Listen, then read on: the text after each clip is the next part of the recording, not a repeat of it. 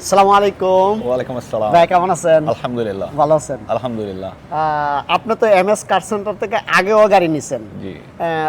আগের গাড়িগুলো চালায় আপনি কেমন পাইছেন? গাড়ি কেমন ছিল?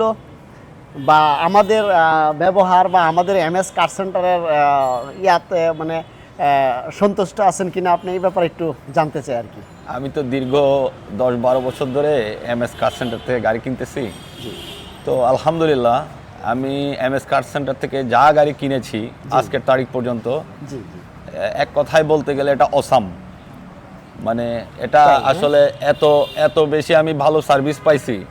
তাই। আমার আসলে এমএস কার সেন্টার ছাড়া অন্য জি। কোথাও আমার মনে হয় গাড়ি চেঞ্জ করে আমি আর শান্তি পাই না আর কি।